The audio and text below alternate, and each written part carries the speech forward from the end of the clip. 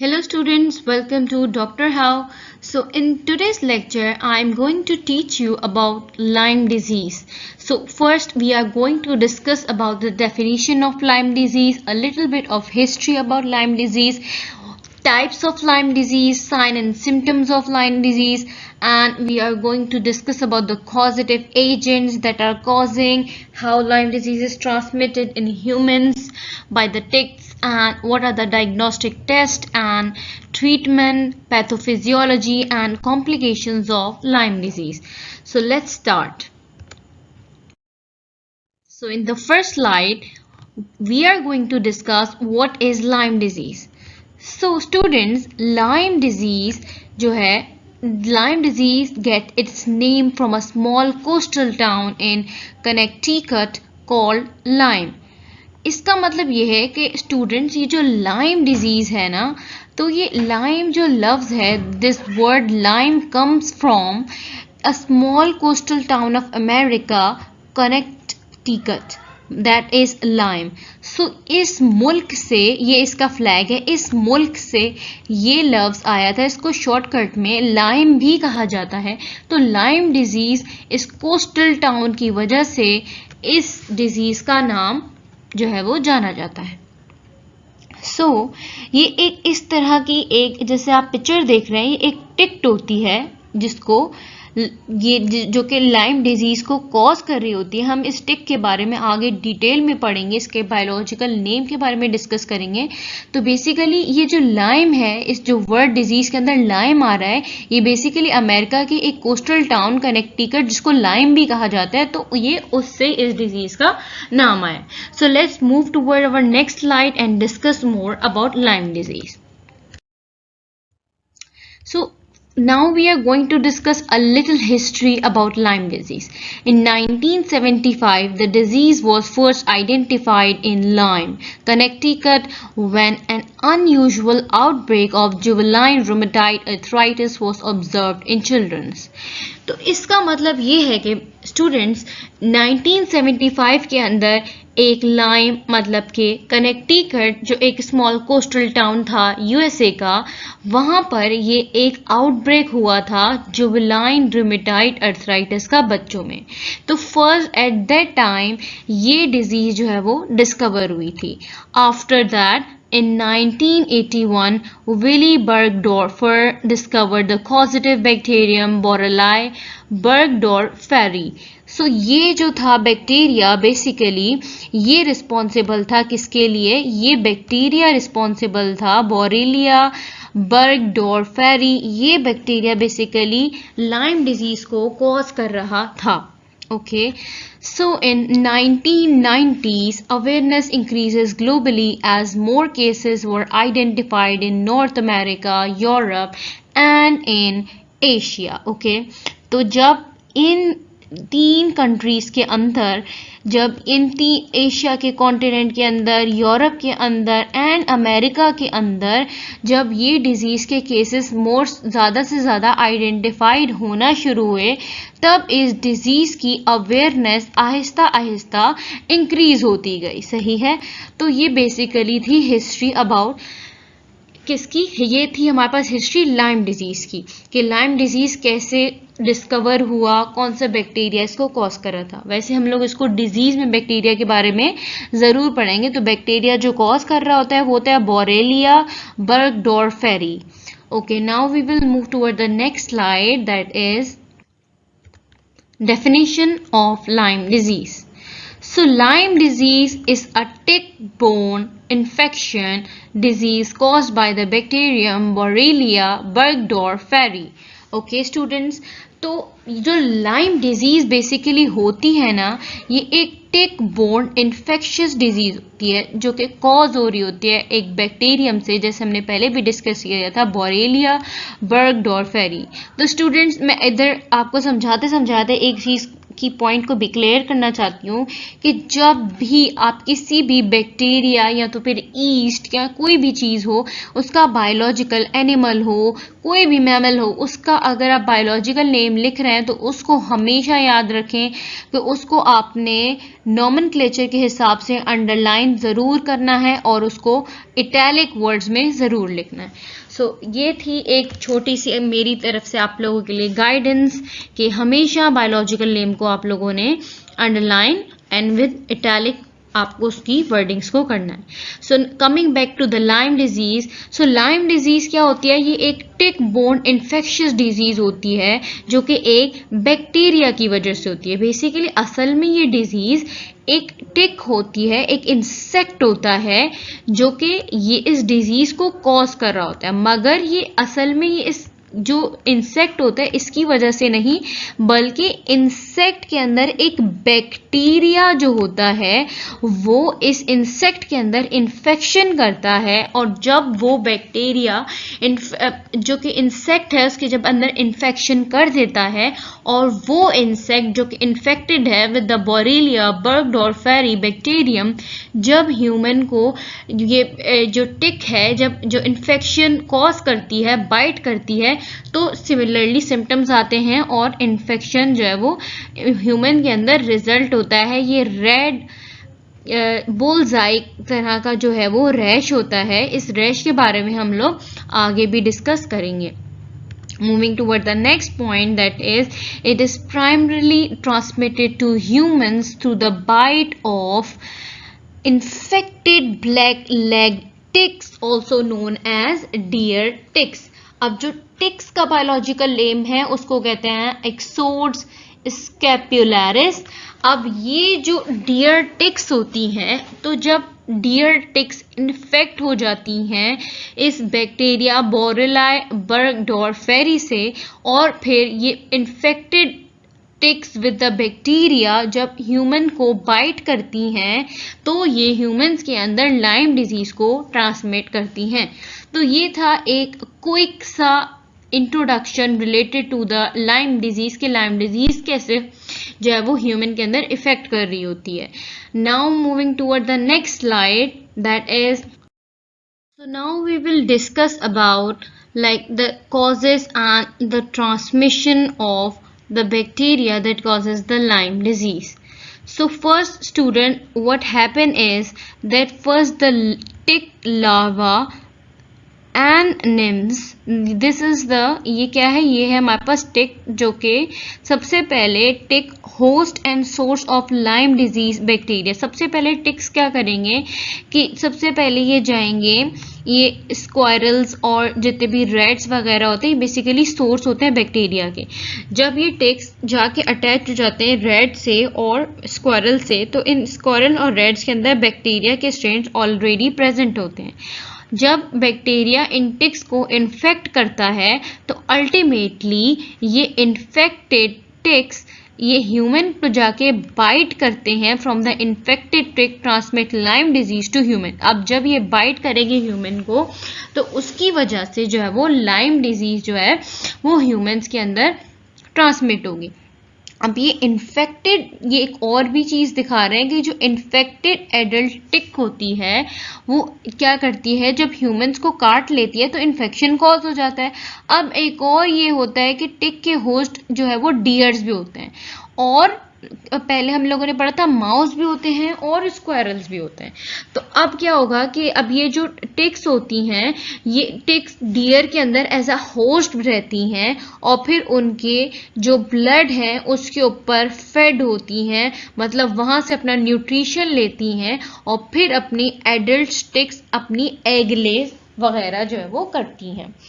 So this is the transmission mechanism through which Lyme disease is caused to human। मतलब ये कि सबसे पहले जो इंसेक्ट है, ये टिक है, इसका जो लार्वा है सबसे पहले ये कहाँ पर जाएगा, ये स्क्वायरल और जो माउस होते हैं और ये जो हमारे पास डियर्स होते हैं इनके अंदर जाएगा, और इन जो एनिमल्स हैं ये और ये जो रोडेंट्स हैं इनके अंदर जैसे कि माउस और ये डियर्स और स्क्वायरल्स, तो उनके अंदर बैक्टीरिया प्रेजेंट होता है। तो ये बैक्टीरिया जो है वो इंसेक्ट के अंदर जाके इंसेक्ट को इन्फेक्ट करेगा और फिर अल्टीमेटली जब इंसेक्ट जो कि अफेक्टेड है ऑलरेडी बैक्टीरिया से जब ह्यूमन को बाइट करेगा तो उससे लाइम डिजीज कॉज हो जाएगा. So this is all about transmission. Now we will move toward the next slide, that is causes of Lyme disease. So the bacteria Borrelia burgdorferi is the primary cause of North America. In Europe, Borrelia garini and Borrelia fzeli are also common. So ये जो होते हैं bacteria के strains बता रहे हैं. तो ये बैक्टीरियम के जो है बोरेलिया बर्गडोर्फेरी जो नॉर्थ अमेरिका है उसके अंदर ये स्ट्रेन होता है, जबकि यूरोप के अंदर बोरेलिया गार्नीनी ये स्ट्रेन होता है. जबकि जब अगर हम लोग बोरेलिया एफजीली जो है ये भी यूरोप के अंदर ये कॉमन होता है, तो ये दोनों स्ट्रेन जो है वो यूरोप के अंदर कॉमन है. Moving toward the next point, that is transmission. So we already discussed about the transmission in detail. Let's discuss this point here also.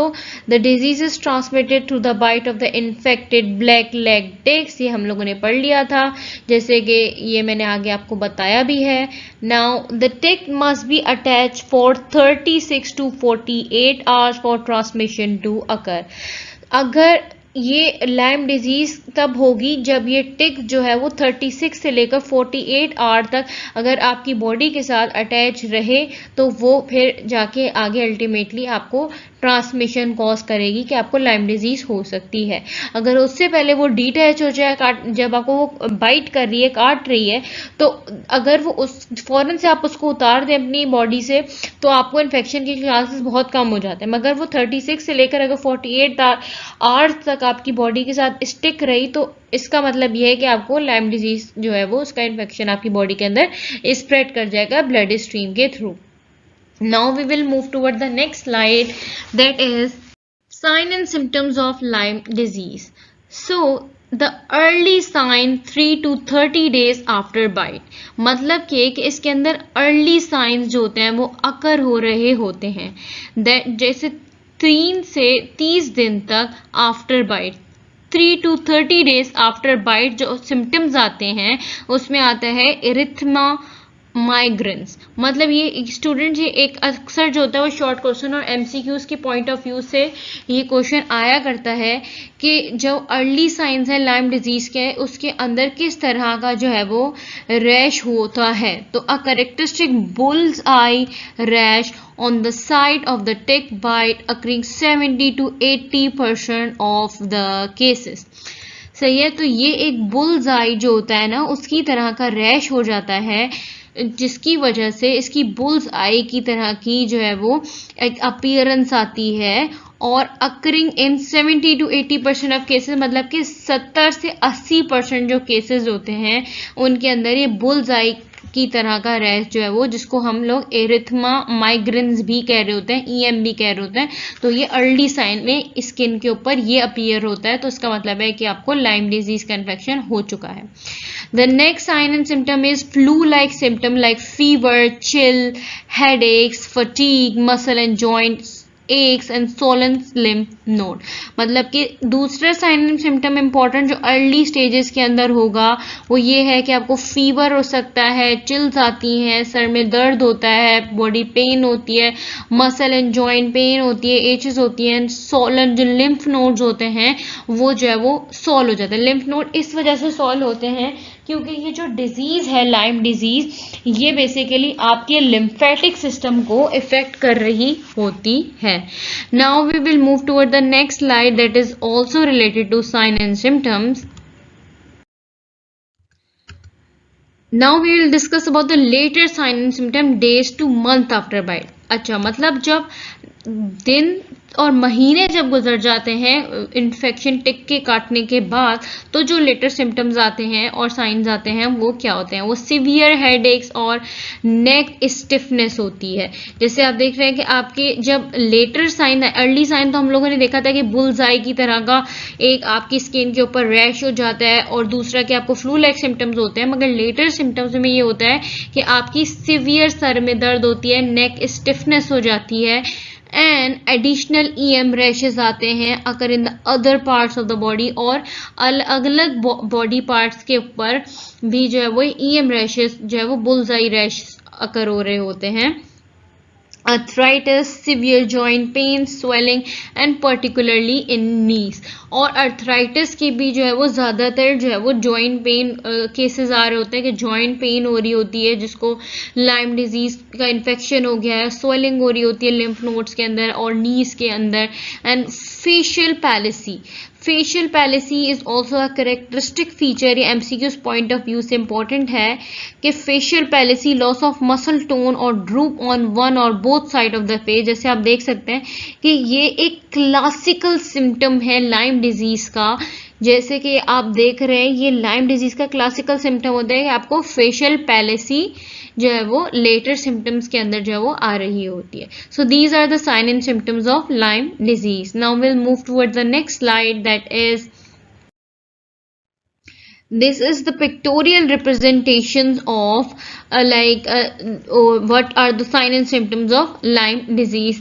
ये मैंने इस वजह से लिस्ट कर दिए ताकि आप लोगों को पिक्टोरियल रिप्रेजेंटेशन से याद करने में आसान हो कि अगर कोई जैसे एग्जामिनर आके आपके वाइवा कंडक्ट करे तो आपको बहुत ही आसानी हो कि आपके माइंड में फौरन क्लिक करे कि यहाँ ये पिक्चर हमने देखी थी, तो हमें फौरन समझ में आ जाएगा। तो हेडेक्स होते हैं, फीवर होते हैं, जैसे कि हम लोगों ने अर्ली साइन एंड सिम्टम्स में पढ़ा था, इंटेंस जॉइंट पेन होती है, फटीग होते हैं एंड एरिथमिया, माइग्रेन्स होता है जिसको बुल्सआई लाइक रैश कहते हैं, चिल्स होती हैं, सोलन लिम्फ नोड्स होते हैं एंड मसल पेन होते हैं। Okay, so now we will move toward the next slide that is also related to sign and symptoms. Okay, so the other sign and symptoms that is related to later sign and symptom is heart palpitation, irregular heartbeat। so Lyme disease होता है क्योंकि हमारे lymphatic system के अंदर और हमारी blood stream के अंदर वो infection फैल जाता है, तो उसकी वजह से आपकी जो heart की beats होती हैं वो irregular होती हैं और आपको heart palpitation होने लगती है। What do you mean by palpitation? so the palpitation means that the irregular heartbeat, आपकी दिल जो होता है, जैसे आपको लगता है कि आपकी हार्ट बीट एबनॉर्मल होगी, आपको आपकी हार्ट बीट फील होने लगती है, so that is called as, आपको ऐसा लगता है कि आपका हार्ट जो है वो थ्रॉट में आपको अपनी हार्ट बीट फील हो रही है, so this is called as palpitation, racing heart beat. तो ये भी एक सिम्टम होता है लेटर कि आपको जो है वो मतलब कि आपको जो है वो लाइम डिजीज का हो चुकी है लेटर सिम्टम्स में। And the other symptom is neurological issues, like आपको डिजीनेस होती है, चक्कर आते हैं, शॉर्टनेस ऑफ ब्रेथ, कि आपको सांस लेने में मसला हो रहा होता है, एंड इन्फ्लेमेशन हो जाती है आपकी ब्रेन के अंदर एंड स्पाइनल कॉर्ड के अंदर, आपको नर्व पेन होने लगती है, शूटिंग पेन्स होती हैं, आपको नमनेस होती है, सुन होना शुरू हो जाता है, and tingling pain in hands and feet, ऐसे लगता है कि आपको सुइयां चुभ रही हैं आपके हाथों में और पैरों में। तो ये जो होते हैं वो क्या होते हैं, हमारे पास न्यूरोलॉजिकल सिम्टम्स होते हैं। इसके अंदर न्यूरोलॉजिकल सिम्टम इस वजह से इन्वॉल्व होते हैं क्योंकि लाइम डिजीज जो होता है वो आपके लिम्फेटिक सिस्टम को जो है वो, जो कि आपका सेफ गार्ड सिस्टम होता है बॉडी को, उसके ऊपर जाके डायरेक्ट अटैक कर रहा होता है ये बैक्टीरिया। तो इस वजह से आपकी ये जो सारे न्यूरोलॉजिकल इशू हैं वो आ रहे होते हैं। Now we'll move toward the next slide, that is the pathophysiology, bacterial spread. After entering the skin through a tick bite, Borrelia burgdorferi spreads through the bloodstream affecting various tissues. Okay, so जब ये bacteria आपको skin के through enter हो जाता है, जैसे टिक आपको bite करती है तो वो स्किन के अंदर बैक्टीरिया इंटर हो जाता है। ओके, तो फिर क्या करता है कि ये जो बोरेला बैक्टीरिया होता है ये ब्लड स्ट्रीम के अंदर जो है वो स्प्रेड हो जाता है और मूव करता है और वेरियस टिश्यूज को इफेक्ट करना शुरू कर देता है। जैसे कि हम लोगों ने साइन एंड सिम्टम्स में भी पढ़ा था कि डिफरेंट जॉइंट पेन्स होने लगती हैं, स्वेलिंग होने लगती है, अर्थराइटिस होता है, स्पाइनल कॉर्ड की स्वेलिंग होनी शुरू हो जाती है और हमारे ब्रेन की स्वेलिंग शुरू हो जाती है। तो ये सब इस वजह से हो रहा था क्योंकि बैक्टीरियल स्प्रेड हो चुकी होती है कहाँ पर, आपकी ब्लड स्ट्रीम के अंदर। So the next point in pathophysiology is that immune response. The body's immune response contribute to symptoms. The bacteria can evade the immune system by altering surface protein and sequestering in tissues. मतलब ये कि ये bacteria जो होता है body के immune जो response होता है उसको जो है कंट्रोल करना शुरू कर देता है और फिर उसके बाद ये बैक्टीरिया आपके इम्यून सिस्टम के अंदर जो है वो एंटर करके आपके जो सरफेस प्रोटीन होते हैं उनके अंदर चेंजेस करना शुरू कर देता है, जिसकी वजह से आपको जितने भी इम्यूनोलॉजिकल रिस्पॉन्स और साइन एंड सिम्टम्स आ रहे होते हैं तो ये इस वजह से जो है वो इस बैक्टीरिया की वजह से हो रहे होते हैं। Persistent infection in some cases, the bacteria persists in the body causes chronic symptom despite treatment. अगर ये इन्फेक्शन परसिस्टेंट रहे और आप ट्रीटमेंट ना लें तो ये बैक्टीरिया आपकी बॉडी के अंदर परसिस्ट करेगा और फिर जो आपके अर्ली और लेटर साइन एंड सिम्टम्स हैं उनको क्रोनिक सिम्टम्स के अंदर कन्वर्ट करवा देता है। So this is all about the pathophysiology. Now we will move toward the next slide, that is, so now we will discuss about the risk factor of Lyme disease. So first, the heading is geographical location. Higher risk in wooded and grassy areas in the northeastern, north central and Pacific coastal regions of the United States. So जो higher wooded और grassy areas होते हैं America के, तो यहाँ पर United states की यहाँ पर जो है वो ज़्यादातर रिस्क फैक्टर होता है कि यहाँ पर टिक्स होंगी और वो इन्फेक्टेड होंगी बोरेलिया बैक्टीरिया से। एंड जो लोग आउटडोर एक्टिविटीज़ करते हैं increase risk for those who work और spend time in the areas where ticks are common such as hiking, camping और गार्डनिंग। तो जो लोग हाइकिंग करते हैं, कैंपिंग करते हैं, गार्डनिंग करते हैं तो उनके अंदर भी ये ज़्यादा चांसेस होता है कि उनको ये टिक से इन्फेक्शन कॉज हो क्योंकि ये ज़्यादा हाई वुडेड एरियाज के अंदर होती है। And the time of year most cases occur in the late spring and summer when ticks are most active. So ज़्यादातर केसेस ये तब होते हैं जब लेट समर और स्प्रिंग होता है, तो वहाँ पर जब गर्मियाँ बढ़ती हैं तो इस टिक की मेजॉरिटी जो है वो बढ़ जाती है। अल्टीमेटली आप हाइकिंग करेंगे या कोई भी अदर एक्टिविटी वुडेड या ग्रासी एरिया में करेंगे तो उसकी वजह से आपको ये ठीक इन्फेक्शन कर सकती है। So this is all about the risk factors. So now we will move to our next slide, that is diagnostic test. Clinical evaluation based on symptoms, physical finding, example EM rash and history of tick exposure. So सबसे पहले जो है वो doctors जो होते हैं वो आपके अर्ली साइन एंड सिम्टम्स, जैसे कि हम लोगों ने EM रैश के बारे में पढ़ा था, bulls I kind of a rash, उसके लिए आपकी स्किन के ऊपर देखते हैं और हिस्ट्री जो है वो टिक के एक्सपोजर की, आप कहाँ ट्रैकिंग कर रहे थे, क्या काम कर रहे थे, वो आपकी क्लिनिकल एवेल्युएशन करते हैं। After that laboratory test are run. So doctor आपके कुछ लेबोरेटरी टेस्ट करते हैं, जैसे एलिसा टेस्ट करते हैं, एंजाइम लाइक इम्यूनोसॉर्बेंट एसे टेस्ट करते हैं, जिसके अंदर आपकी इनिशियल स्क्रीनिंग की जाती है और आपके अंदर एंटीबॉडीज जो है वो बोरेला के अगेंस्ट जो है वो टेस्ट की जाती हैं कि अगर वो प्रेजेंट हैं या नहीं है, और फिर उससे फाइंड आउट किया जाता है कि आपके अंदर जो है वो इन्फेक्शन हुआ है या नहीं हुआ। Then the other test is western blot test. ये एक बेसिकली कंफर्मेटरी टेस्ट होता है डिटेक्ट करने के लिए कि एंटीबॉडीज आपके बॉडी के अंदर प्रेजेंट है या नहीं है। एंटीबॉडीज प्रेजेंट है इसका मतलब क्या है कि जाहिर सी बात है जब आपकी बॉडी के अंदर अगर बैक्टीरिया टिक ने आपको बाइट किया और वो बैक्टीरिया आपकी बॉडी के अंदर प्रेजेंट है तो अब बेसिकली होगा ये कि आपकी बॉडी का जो इम्यून रिस्पॉन्स है वो क्या करेगा, कुछ एंटीबॉडीज को रिलीज करेगा ताकि वो एंटीबॉडीज उस बैक्टीरिया से फाइट कर सके।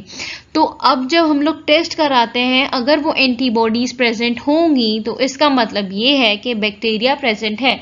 अगर वो एंटीबॉडीज नहीं है तो इसका मतलब है कि बैक्टीरिया प्रेजेंट नहीं है और आपको भी इन्फेक्शन कॉज नहीं हुआ।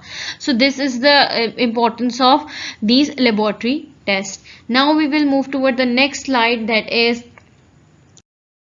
of treatment. So the first and most important treatment is antibiotics. The primary treatment is antibiotics, and the antibiotic जो हम लोग देंगे individual patient को, the first one is doxycycline, commonly used for adults and children over 8 years of age.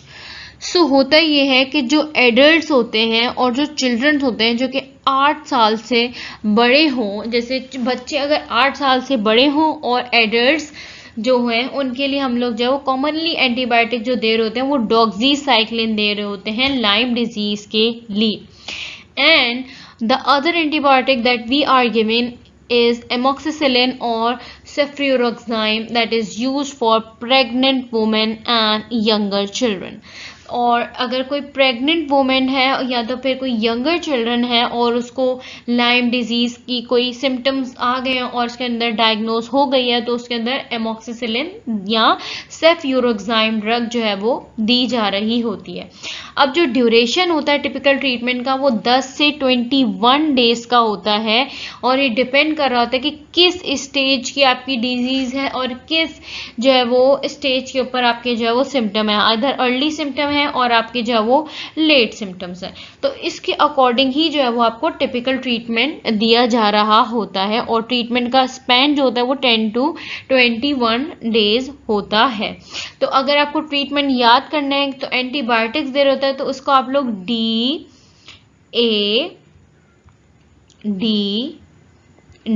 से याद कर सकते हैं कि ये D stand for doxycycline, A stand for amoxicillin और cefuroxime and D for the duration.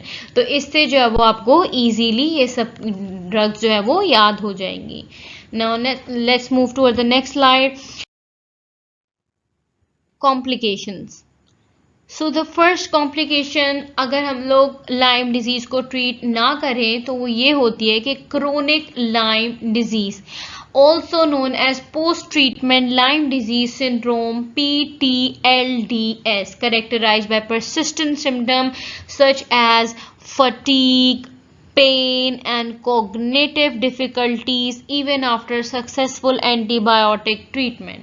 Okay, अगर हम लोग लाइम डिजीज को ट्रीट नहीं करते तो आपको PTLDS हो सकती हैं जिसके अंदर परसिस्टेंट सिम्टम आ रहे होते हैं कि फटीग हो रही होती है, पेन होती है, आपके माइंड के कॉग्निटिव प्रॉब्लम्स हो रहे होते हैं.